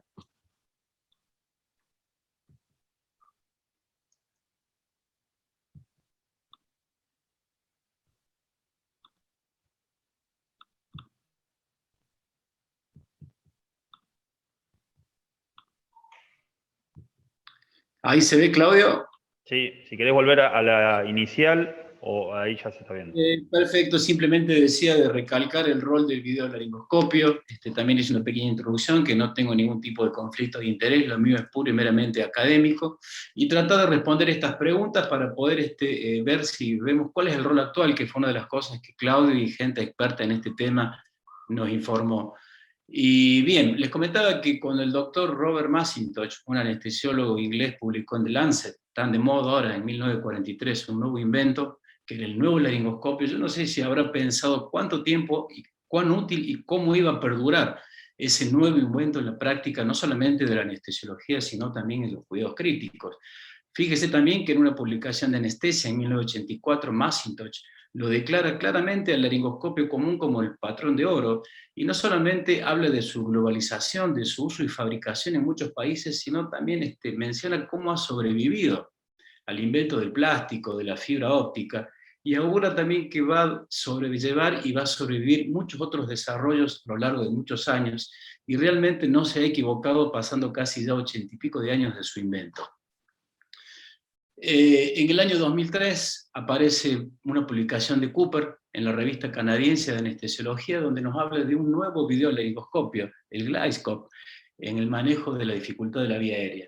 Se trataba de un case report de un paciente de 73 años que tenía múltiples antecedentes de intubaciones dificultosas, broncoaspiraciones, que se negaba a una intubación vigil y iba a ser sometido a una cirugía urológica, y con este Glyscope pudo ser intubado sin ningún tipo de inconvenientes. Y a partir de ahí empezaron a desarrollarse múltiples estudios con este videolaringoscopio, el más estudiado, el más vapuleado y el más controversial, obviamente por ser el primero, como pasa en todos los aspectos de la vida. Y a partir de ahí vinieron muchas revisiones del videolaringoscopio y muchas clasificaciones. Por ejemplo, si eran acanalados o no eran acanalados, si tenían valva común o si tenían una válvula angulada. También se los diferenciaba básicamente si eran canalados o acanalados. Realmente hay más de 40 o 50 videolaringoscopios actualmente, y es cierto decir que muchos de ellos no tienen el aval bibliográfico o los case report o los estudios aleatorizados, pero están presentes en el mercado. Con el fin de simplificar, les voy a decir que esta es la forma más práctica de clasificar los videolaringoscopios actuales. Tenemos los de tipo Mac o Macintosh, que también los denominamos duales. ¿Por qué? Porque permiten ver en forma directa y en forma indirecta. Acá nombro algunos: CIMAC, Glyscope, IMAX, Insight y CL3. Tenemos los hiperangulados, o de alta curva, como le gusta llamar a mi amigo Guillermo Navarro, el CIMAC Display, el Glyscope. Y tenemos los canal o acanalados, KinVision, Pentax, en fin. Es decir, esta es la clasificación más práctica de que nosotros podemos tener los videolaringoscopios de muchos que hay. ¿Y cuál es la práctica? Este es el videolaringoscopio que yo tengo en el servicio donde trabajo. Lo que nos permite es hacer una visión indirecta de la glotis. Y no es que con la laringoscopia directa no veíamos, también veíamos, pero no de esta forma. Lo que nos permite es no depender tanto de la posición de la cabeza y poder intubar sin la alineación de los tres ejes. Como vemos acá, cuando nosotros hacemos una laringoscopia común, evidentemente debemos enfocar los tres ejes. Cuando utilizamos un videolaringoscopio con pala Mac, también podemos hacerlo en forma dual o verlo por una pantalla externa directamente, pero cuando utilizamos una display, evidentemente tenemos una hermosa visión de la glotis, pero a nivel de la visión directa no tenemos absolutamente nada, y esto es uno de los puntos. Mejor visión de la glotis no significa intubación exitosa. Hay otros usos que uno les podemos dar a los videolaringoscopios. Por ejemplo, lo he estado probando estos días, es uno de Tecnoimagen, X6L3, donde ¿qué anestesiólogo no ha renegado alguna vez en poner la sonda nasogástrica? Bueno, por ejemplo, esta es una imagen propia del aparato, donde no solamente veo la glotis, sino también me permite colocar la sonda nasogástrica. Este es uno de los que me prestó para probar Propato. Fíjense que muchas veces a peor visión, mejor facilidad de intubación, ¿cierto? O sea, una mejor visión habitualmente lo que nos produce es mejor visión indirecta, pero mayor dificultad técnica en el momento de poder realizar la intubación. Y hay muchos tips. Por ejemplo, esto es uno que se utiliza en el AirTrack, que se llama nudo al final del tubo, que consiste, por ejemplo, este es un tubo endotraqueal anillado, donde se le hace un nudo al final, y bueno, a uno le permite dar la angulación para poder lograr a través de este videolaringoscopio acanalado intubar. ¿Qué quiero decir con esto? Que de todos los múltiples videolaringoscopios que hay, todos ellos son similares, pero no son iguales. Tienen sus características propias, hay determinados tips, y sobre todo tienen quizás alguna curva de aprendizaje diferente. Y por eso es muy difícil revisar la bibliografía, porque siempre son todos contra uno.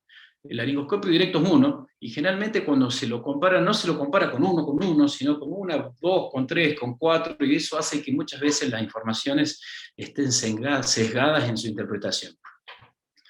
El doctor Gómez Ríos, en una publicación de Redar, admiro mucho a los españoles en el manejo de la anestesiología en el 2019, que él es del Hospital de La Coruña y pertenece al grupo GEVAD, se hace esta pregunta. Se pregunta si ha muerto la laringoscopia directa, y le desea o le augura una larga vida a la videolaringoscopía.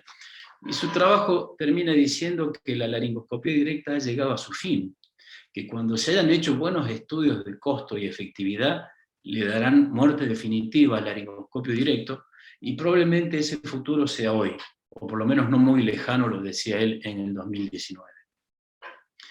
¿Qué indicaciones tiene la videolaringoscopía? Viere difícil, pacientes críticos, obesos, inmovilidad cervical, intubación nasotraqueal, doble luz, docencia, pacientes despiertos, las awake intubation. De todas formas, siempre la bibliografía no logra ser demasiado contundente en algunos casos y otros sí. Se evalúan visión glótica, bueno, es una obviedad, ¿no es cierto? Si la cámara está a 2 centímetros de la glotis, evidentemente se va a ver mejor. Se evalúan tiempos de intubación, facilidad de intubación, porcentaje de éxitos. En definitiva, lo que nosotros buscamos, como Claudio dijo en la primera clase, es intentar tener la mayor efectividad al primer intento. Fíjense, en esta revisión, voy a hacer una pequeña revisión de la bibliografía de Cochrane, que salió en la British Journal 2017, donde habla de revisa 64 estudios sistemáticamente y evalúa la reducción en el fallo y complicaciones comparando el videolaringoscopio versus laringoscopía directa.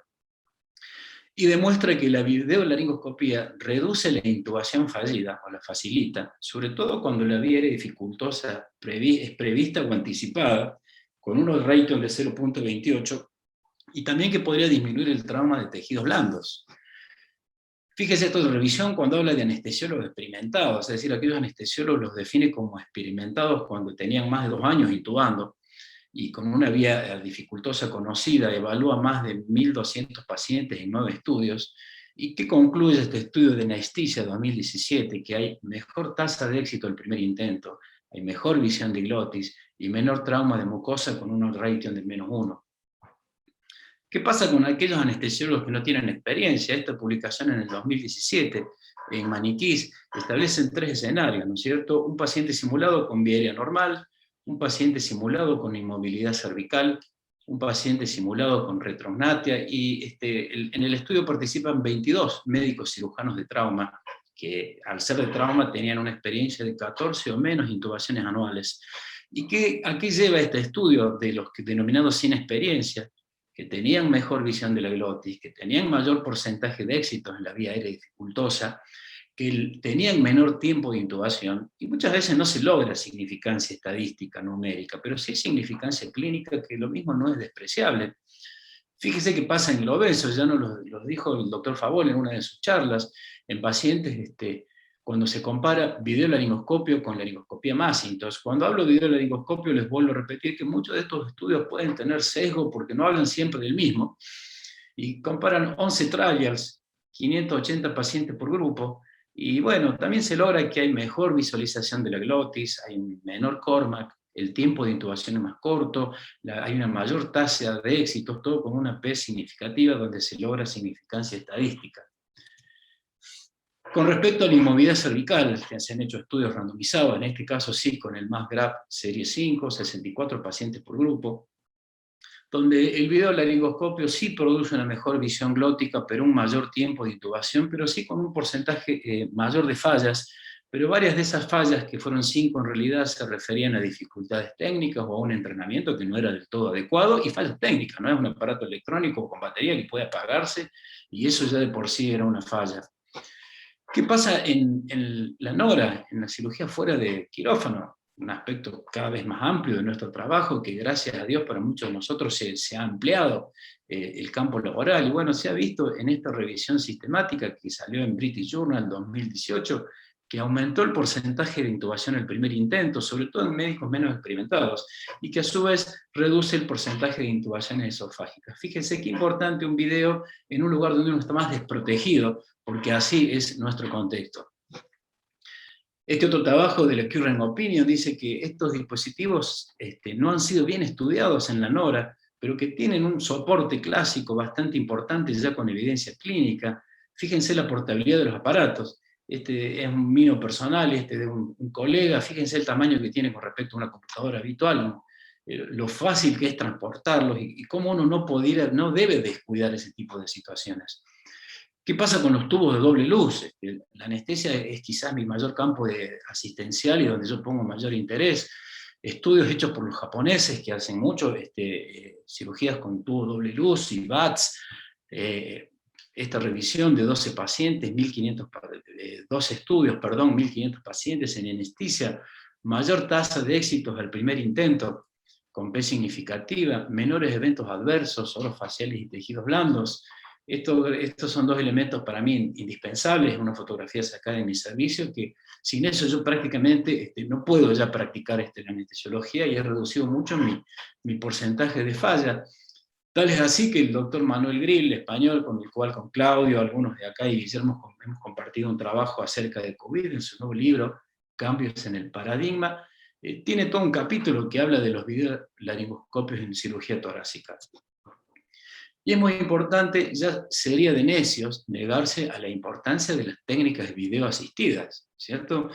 Está bien que muchos de nosotros manejamos técnicas topográficas que nos salen muy bien, pero acá estamos viendo lo que estamos haciendo. Fíjense, este es un caso de esta mañana de mi trabajo, donde yo generalmente primero introduzco el tubo doble luz bajo visión videolaringoscópica, y después selecciono a qué lado voy a colocar el tubo mediante un fibrobroncoscopio, tengo uno portátil, y muchas veces uno se lleva hallazgos interesantes de la técnica de videodiagnósticas. Acá descubrí en mi fibrobroncoscopio que es descartable una lesión en el puente carinal, y que después los cirujanos, cuando metieron su fibrobroncoscopio de fibra óptica, confirman esa lesión, bueno, sacan una biopsia y cambia la conducta totalmente del paciente sin someterlos a riesgo, sin ningún tipo de beneficio.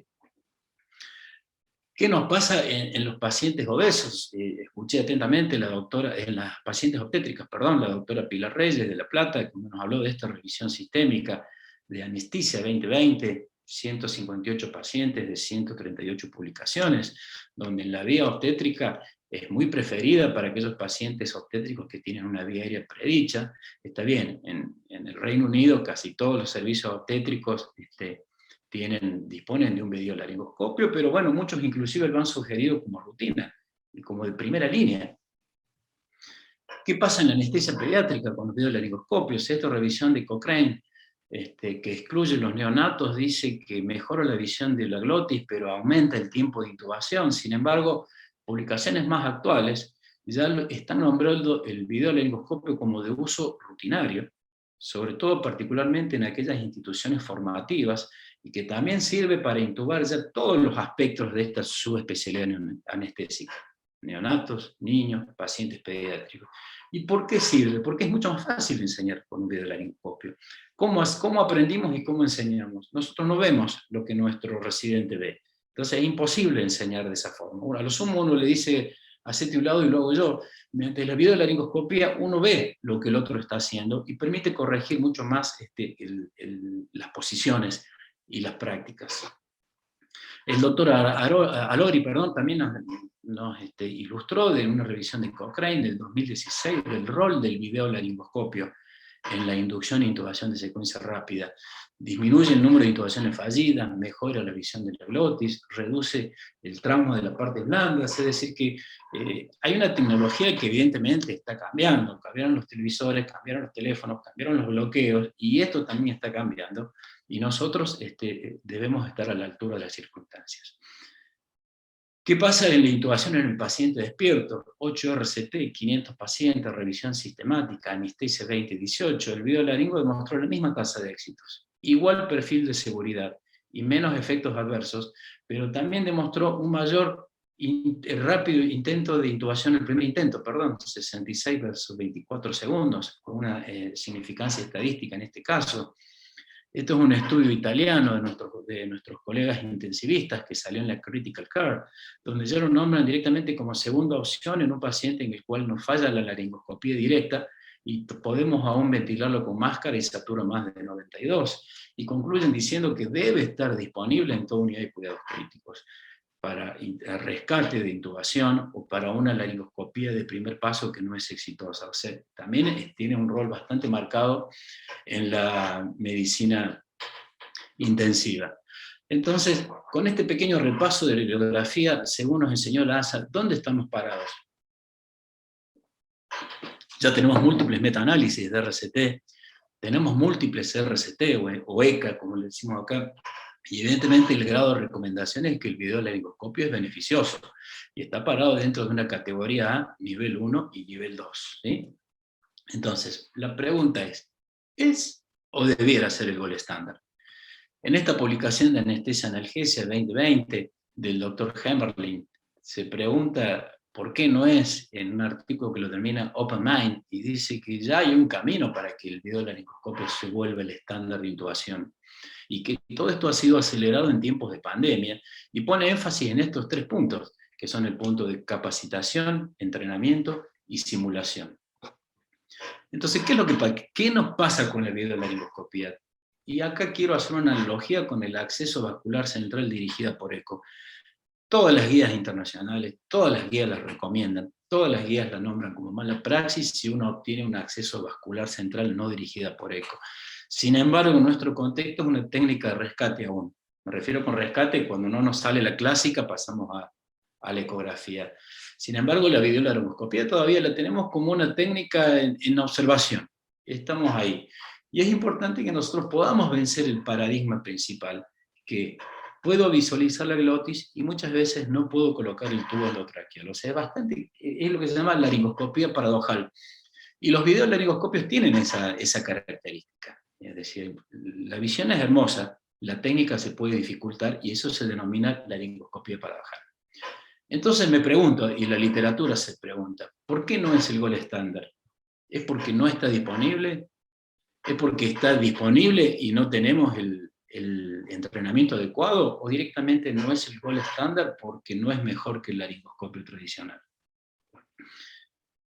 ¿Qué dicen las guías respecto de esto? Fíjense que la guía del ASA del 2013 ya habla que hay que considerar la videolaringoscopía asistida como un enfoque inicial a la intubación, y dice porque nos provoca mejor visión laringea, mayor tasa de éxitos al primer intento, mayor tasa de éxitos en general. ¿Qué dice la DAS? También lo pone al mismo nivel al videolaringo que al laringo directo. Se reconoce la importancia que tiene en la intubación dificultosa, pero también que todos los anestesiólogos deben estar entrenados en su uso, y que todo servicio de anestesiología debe disponer de un videolaringo. ¿Qué dice el algoritmo de la DAS en el paciente COVID? Bueno, pasa directamente ya de ser de un elemento de rescate a primera opción, más o menos un buggy o un estilete. Fíjense, estos son los elementos publicados en Anestesia para el COVID-19, ya está directamente el videolaringo totalmente aceptado como el estándar para la intubación de este tipo de pacientes. Esto lo saqué ayer de mi amigo Daniel Cabrera, que lo tradujo, no lo van a encontrar en la página oficial del Vortex, porque fue una publicación de Twitter que él tradujo, así que se enojan él, también se enojarán conmigo, pero ya también está el Vortex, donde muestra el videolaringoscopio MAC con un facilitador como de primera indicación en el caso de pacientes COVID para el Vortex.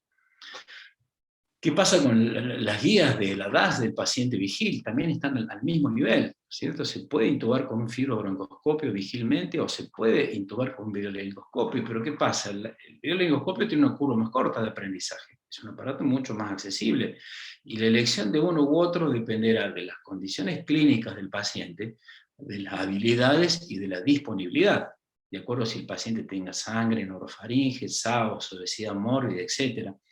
Pero el fibro y el videolaringo no son antagonistas, son complementarios. El videolaringo es un elemento más, es una alternativa. Recién le mostré en mi práctica personal cómo los combino en el caso de las cirugías torácicas. Fíjense, las guías canadienses últimas del 2021 ya tienen predictores donde uno puede saber cuándo la videolaringoscopía va a ser difícil. Por ejemplo, la apertura bucal, la lengua larga, la distancia mentoniana, etcétera, etcétera. Pero fíjense lo que dice esta guía en el tema de la elección del equipamiento. Dice que ya proclama su uso rutinario con una valva adecuada en la intubación traqueal, tenga o no tenga el paciente de dificultad anticipada. Es decir, que el camino está perfectamente directo. Y estas son las guías del ASA, que van a salir en el 2022, donde este punto también está en revisión de la videolaringoscopía, donde, bueno, claramente dice que mejora la visión, mejora el éxito de las intubaciones dificultosas, mejora los intentos, las intubaciones al primer intento, con mucho menos maniobras, etcétera, etcétera. Una de las preguntas que uno se hace, ¿y con canal o sin canal? ¿Acanalado o sin canal? Bueno, esta publicación donde compara el KimVision, fíjense que hace dos grupos de 20 y 20 pacientes, unos con canal y otros sin canal, y ve que aquellos acanalados, si bien tienen más tiempo en reconocer la glotis, demoran menos en la intubación, ¿cierto? Por una cuestión claramente anatómica, es decir, los acanalados podrían tener su ventaja. En intubaciones nasotraqueales, un paciente en mi práctica hace 15 días atrás, donde tenía que realizar una intubación nasotraqueal, y bueno, Fíjense lo fácil que es la práctica, sobre todo a nivel nasotraqueal, cuando existe un ángulo directo donde ya uno no necesita meter la cabeza adentro, agarrar la pinza de McGill, sino que el 90% de las veces va en forma directa, como lo demuestra acá la imagen.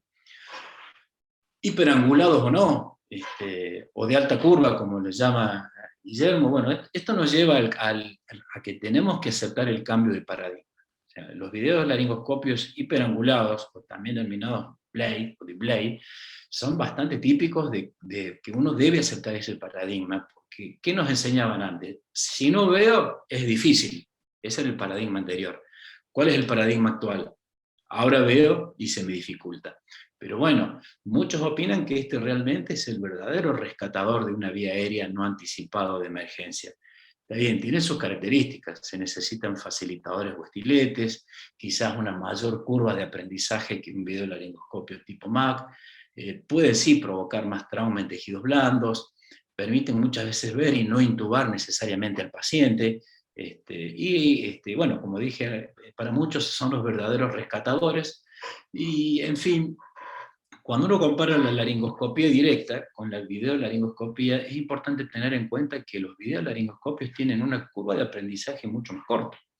En una laringoscopía directa está entre 1,60 a 1,100 laringoscopías directas, mientras que la curva la podemos bajar a 10, 16 en una videolaringoscopía. Por lo que ya dije previamente, ¿no es cierto? El que nos está instruyendo ve lo mismo que nosotros, entonces nos puede aplicar más fácilmente los tips. Pero también tienen este problema, ¿no es cierto? La curva de aprendizaje. Si pasan unos días, unas semanas y unos meses, y nos vamos a caer indudablemente en la curva del olvido. Vamos a perder la maña cuando lo necesitemos de rescate o de emergencia, no vamos a poder utilizarlo porque hemos perdido la competencia, hemos perdido esa habilidad. Por eso es la importancia de utilizarlo habitualmente como el entrenamiento. Es cierto también que produce mayor riesgo de lesiones de partes blandas, ¿sí? Pero esta mayor lesiones no es por el videolaringoscopio, es por el operador. Evidentemente hay inexperiencia y falta de entrenamiento. Este también es un paciente mío de hace poco, intuyo que es torácico porque he marcado el tórax derecho. Fíjese que si bien estoy logrando la intubación, se ve sangre, evidentemente algún tipo de torpeza o falla en la técnica tuve. Sí, es cierto que lesiona más la parte blanda, pero bueno, también hay una sistemática para verlo, y la sistemática es boca, monitor, boca, monitor. Mirar la boca cuando introduzco el videolaringoscopio, mirar el monitor cuando voy a buscar la glotis, mirar la boca cuando voy a introducir el tubo, y mirar el monitor cuando voy a intubar, ¿sí? Cuando uno mantiene ese patrón boca-monitor en los distintos 4 pasos de usar un videolaringoscopio, evidentemente reduce mucho el riesgo de traumas blandos. Les voy a compartir con ustedes una pequeña encuesta. Nosotros en ADAR, gracias a ADAR por permitirme también difundir esta encuesta que no tiene ningún tipo de valor estadístico, es observacional clínico, pero con una muestra importante, 76 anestesiólogos de los más de 400 que somos acá en Córdoba. Fíjense que la mitad tiene videolaringoscopio, la gran mayoría se lo provee el ámbito privado. La gran mayoría de los que tienen videolaringoscopio tienen una válvula hiperangulada de alta curva, pero la gran mayoría de los que tienen videolaringoscopio lo utilizan menos de una vez por mes. Sí, evidentemente eso no permite una competencia continua, no permite tener un manejo continuo de su videolaringoscopio, está ahí, ¿sí? La mayoría es cierto que lo utiliza como entrenamiento, y el 87% de los anestesiólogos me contestaron que creen que es indispensable disponer de un videolaringoscopio en un servicio de anestesia. No obstante, un 70% de los que no tienen videolaringoscopio, los financiadores o los ámbitos públicos no se lo han provisto y tampoco lo han gestionado. Bueno, son cosas que debemos cambiar para ayornarnos, usarlo más de entrenamiento, aumentar el número de prácticas, nosotros tomamos muchas veces semanales, y tratar de gestionar. ¿Qué pueden decir nuestros financiadores? Bueno, pero vale mucha plata. No vale tanta plata, ¿no? Y hoy en día, bueno, hay portátiles, mucho más baratos, los precios se han ayornado. Encontré este trabajo del 2020 donde habla de costo-beneficio en los Estados Unidos, un estudio retrospectivo, y prácticamente aquellos pacientes que quedan internados por una vía aérea dificultosa triplican el costo de los días de internación en aquellos pacientes que fue resuelta sin demasiados pasos para resolverla, ¿no? Entonces, el costo-beneficio prácticamente se ve fácilmente reducido en la actualidad. Entonces, respondiendo la pregunta, ¿debiera ser el gold estándar? Y me parece que la evidencia y la práctica, por todo lo que le he comentado, debiera ser que sí. Mejora la visión de la glotis, hay mayor eficacia al primer intento, curva corta de aprendizaje, tiene múltiples indicaciones, está indicado como primera opción en una vía aérea dificultosa anticipada, cada vez tienen más presencia en las guías, son portátiles, trasladables, tienen una relación costo-beneficio favorable, ya tienen utilidad en anestesia pediátrica, en utilidad en anestesia fuera de quirófano, la evidencia bibliográfica está mejorando cada vez más, y la evidencia muchas veces es contundente. Ahora, si son el gold estándar en el contexto, en el aquí y ahora, la verdad que aún no. Lo que sí queda claro que estos tienen una clara indicación, y el videolaringoscopio, esta es una mesa de trabajo mía, están indicados, así como la mesa ya ha ganado popularidad, esta también es la mesa de mi servicio, con su estante, con sus protocolos, con sus guías, con su ayuda cognitiva, uno tiene que tener una opción de manejar uno y manejar otro en forma aleatoria para ir entrenándose en la práctica y para ser competentes y hábiles.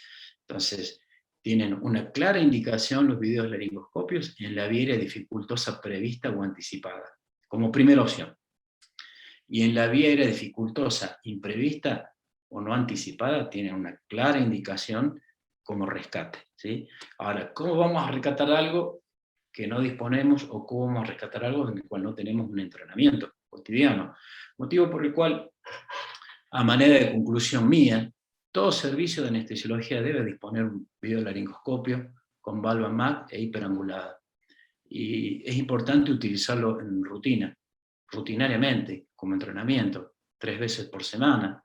Intubamos quizás más, no sé cuántas, depende de la práctica de cada uno, pero es importante utilizarlo de manera rutinaria para poder obtener y para poder mantener la competencia, para poder utilizarlo como rescate.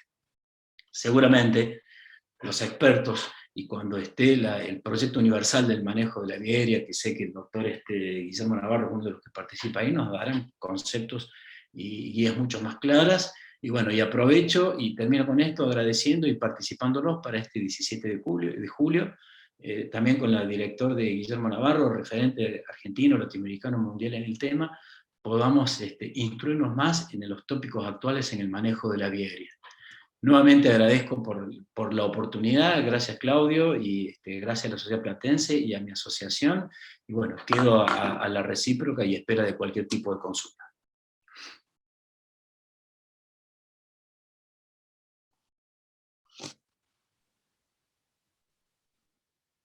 Bueno, muchas gracias, John. Clarísimo el tema, contundente la transmisión de los conceptos. El videolaringoscopio, como decimos, los que ya tienen la suerte de tener uno en su práctica cotidiana, nos ha cambiado bastante la forma de encarar la vía aérea. Me quedo con la última reflexión que pusiste sobre el tema de la formación, ¿sí? La formación continua como para mantener la competencia activa, y en el caso de tener que usarlo como rescate, no empezar a improvisar. Tengo un par de preguntas. Voy a empezar con César primero, ¿sí? Mientras te dejo descansar un cachito, John, y después tengo algunas para vos. Enfocándonos en lo que es el manejo de la vía aérea, ¿no? Todos citamos el NAP4, ¿no? Como la bibliografía, digamos, la cita bibliográfica obligada en cualquier charla de vía aérea, de complicaciones y demás, y habla mucho de lo que es conciencia situacional, lo repite varias veces, la toma de decisiones. A ver si nos podés César, profundizar un poquito más en esos dos aspectos enfocado a lo que es vía aérea.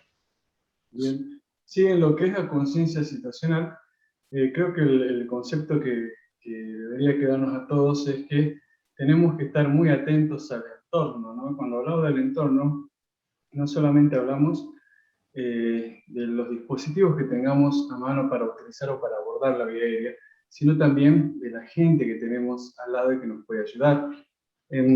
Particularmente, en mi caso yo veo que por ahí, o intento, mejor dicho, en la práctica diaria, tratar a la gente de instrumentación que está por ahí dándonos una mano siempre con el manejo de vía aérea, de nuestra técnica de anestesia, darle indicaciones precisas, trato de hacerles entender o declarar una vía aérea dificultosa, y hacerles entender cuál sería su rol en caso, o en este caso que se presenta. Trato de tener una constante comunicación para que ese trabajo en equipo se vea coordinado de manera correcta. Incluso una vez al año tomamos como práctica dar unas charlas sobre de qué manera nos asisten ellos a nosotros en los diferentes eventos críticos que podemos tener en quirófano, y la verdad que es muy positivo porque ellos lo toman como que nosotros le damos la relevancia que realmente ellos tienen, y además sorprende muchas veces el grado de interés que tienen, a pesar de no ser técnicos en anestesia, el grado de interés que tienen en nuestra práctica diaria, ¿no? Entonces, la verdad es que hay un feedback muy positivo que yo lo tomé y lo adopté para mi lugar de trabajo, y también, por lo menos en mi experiencia, la simulación me ayudó muchísimo en la práctica diaria, porque evidentemente los cambios de conducta y de comportamiento durante los momentos críticos son muy diferentes después de que uno pasa por un escenario de simulación. Me pasó tanto cuando fui al CESPA con ustedes, me pasó cuando tuve la suerte de participar en otros escenarios aquí afuera, y sinceramente cuando nos presentan un evento crítico, empezamos y después llegamos al debriefing, nos damos cuenta de la cantidad de errores no técnicos que tenemos, ¿no? Y la verdad que crecer en ese sentido nos lleva a disminuir muchísimo el grado de estrés cuando nos toca estar ante estos eventos críticos, ante estas situaciones que son catalizadores de posibles efectos adversos, ¿no?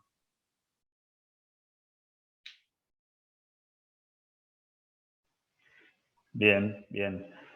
Para complementar, yo siempre en algún lado lo leí, y la forma para redondear un poquito lo que vos estabas diciendo en simulación, a veces tratamos cómo la gente pregunta, ¿no? ¿Cómo se hace para entrenar esto? Y es con simulación, es una forma de entrenar, pero hay en la bibliografía muchos tips y muchos consejos prácticos que son aplicables al lugar de trabajo, que no precisan el entrenamiento. Yo siempre me quedo con un concepto de cómo se mejora la conciencia situacional.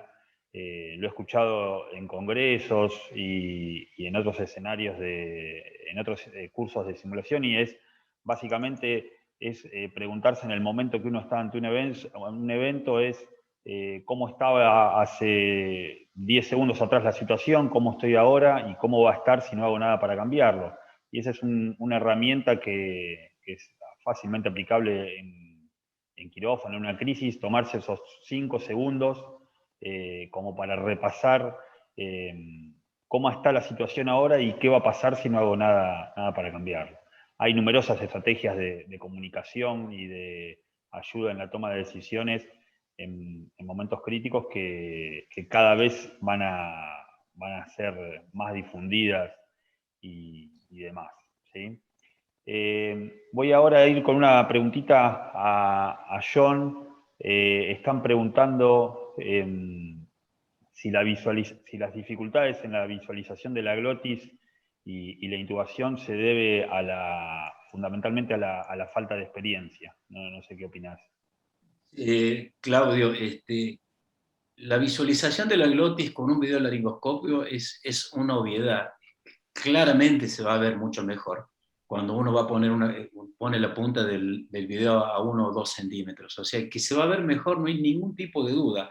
Ahora, que cueste un poco más intubar, y sí, se debe a las dos cosas, a la falta de entrenamiento y a la falta de experiencia. Pero la curva de aprendizaje es mucho más corta. Es simplemente ponerse a practicar, ponerse en un escenario de simulación y ser instruido con alguien. La curva de aprendizaje es muchísimo más corta. Es como que antes nosotros queríamos hacer un bloqueo supraclavicular por topográfica y todos teníamos miedo, y ahora es una cuestión bastante sencilla con un ecógrafo, es simplemente ver lo que estamos haciendo, ¿no es cierto? Así como en un bloqueo ecográfico uno tiene que hacer una coordinación ojo-mano, acá también tiene que hacer una técnica, tiene sus tips fácilmente enseñables. Sí, se debe a falta de práctica, se debe a falta de experiencia, y la experiencia la vamos adquiriendo a medida que vamos fracasando, pero la curva de aprendizaje es corta. En una de las diapos le pasé que para lograr una laringoscopía directa, digamos, de excelencia, tiene que ser 1 cada 70. Acá ya con 1 cada 15, fíjese cómo se acorta, se logra el entrenamiento, se logra la práctica y se logra intubar sin ningún tipo de dificultad. Excelente. Para complementar, si me permitís, hay numerosos tips, como vos dijiste, que van de la mano de practicar, como es el uso de las ramas blade y la importancia de tener el tubo premontado y preformado adecuadamente a que imite la pala del laringoscopio que estamos usando, las varas y las boogies en los videos de laringoscopio sin canal, por supuesto que es de uso casi exclusivo, digamos, ¿no? Hay numerosos tips que son todos entrenables, digamos, y siempre van a mejorar la visualización y el pasaje del tubo. La relajación muscular es clave también, es una laringoscopía, o sea, las condiciones de intubación tienen que ser las mismas que para la laringoscopía directa, ¿no? Me preguntan, en tu experiencia, ¿cuál podría ser un video de laringoscopio adecuado para neonatos, lactantes, niños pequeños? ¿Y en qué pacientes utilizarías la rama hiperangulada como primera opción? Bien, en la primera pregunta, si bien no es de mi práctica cotidiana, sino solamente como médico de guardia ocasional, la evidencia es insuficiente para recomendar uno, tanto para neonatos, lactantes y niños. Los GlideScope o los CIMAC de Storr son los más estudiados. Tampoco hay evidencia suficiente para ver si hiperangulados o no en ese grupo poblacional. Lo que sí, yo lo recomiendo a cualquiera, inclusive he mostrado algunos acá. Lo importante es que sean portables, que tengan ambas palas, y uno haga su curva de aprendizaje con su propio videolaringoscopio, que en definitiva va a ser el que va a terminar manejando mejor, ¿no es cierto? Porque está bien, los que yo nombré en un principio, que son los más avalados, los más publicados, también tienen un costo que por ahí es bastante oneroso para algún tipo de instituciones y para su traslado. En definitiva, alguno que sea portátil, que tenga la valva hiperangulada o no, y empezar a hacer su experiencia. Y así como todos empezamos con los teléfonos celulares, con el ecógrafo, ni hablar, los que están en formación, cuando empiezan a intubar con videolaringoscopio, realmente aprenden de manera rapidísima. Con respecto a lo que lo que me pregunta Alfio, la evidencia es clara. En aquellos pacientes de Viere dificultosa anticipada o predicha, la valva hiperangulada o de alta curva es de primera opción. Lo mismo que si uno tiene que hacer un rescate, ¿no es cierto? Cuando hace el primer intento, puede ir a la valva hiperangulada. Hay que tener 3 puntos teniendo en cuenta con la hiperangulada, que requiere un poco más de entrenamiento, por lo cual hay que practicarla fuera de situación de rescate o emergencia. Es probable que se necesite algún tipo de facilitador, como buggy o estilete, y también que hay un mayor riesgo quizás de trauma de partes blandas, por lo cual esa secuencia de boca-monitor debe ser bien aplicada. Redondeando, primera opción, viaria dificultosa anticipada o como rescate de una inesperada. Esa es la indicación. Muy bien. Otra pregunta para vos, John, que se desprende un poco también de los tips que existen en la práctica común. El empañamiento es algo frecuente en algunos videolaringoscopios más que otros, depende de muchas cosas, fundamentalmente de la calidad del videolaringoscopio. ¿Algún tip de la práctica diaria para evitar el empañamiento? Sí, el empañamiento es frecuente, generalmente se produce sobre todo en aquellas que tienen la pantalla incorporada, pegada a la pala, cuando por ahí la pantalla externa se ve menos, pero no he tenido demasiada complicación con eso. O sea, si el paciente está bien preoxigenado y en ese momento está completamente bloqueado a nivel neuromuscular y yo no me acerco demasiado para ayudar con mi propia exhalación el empañamiento, no se tiene grandes dificultades. A mí me cambió mucho la práctica mía asistencial, las técnicas de videoasistidas. Yo me dedico casi siempre, hago cirugía torácica, y ya no es más un azar si intubé y seleccioné bien el pulmón, porque estoy viendo lo que estoy haciendo, y lo que no estoy haciendo bien lo estoy viendo, y trato de corregirlo. Bien, bien. Yo, en lo personal, algunos tips de antiempañamiento, como dije, depende de la calidad del videolaringo, pero algunos lo que se puede hacer es, digamos, exponer el videolaringoscopio unos segundos antes de utilizarlo al oxígeno frío. Es como el anti-empañamiento del auto, ¿no? El enfriar la lente evita que uno empañe. Son tips que no están publicados en ningún lado, pero con la práctica común y diaria, a mí por lo menos me ha rendido. Algunos videolaringoscopios ya vienen con sistemas anti-empañamiento o anti-vaho propio, que lo que hacen es calentar un poco la lente del videolaringoscopio para evitar el empañamiento, que a veces es molesto al momento de colocarlo en la boca. ¿No hay algunos comentarios o algunas preguntas adicionales? Así que los voy a ir agradeciendo a los dos. Hay una encuesta para los participantes que pueden completar ahí en el chat, siguiendo un link para bueno, un poco el debriefing de todas estas jornadas.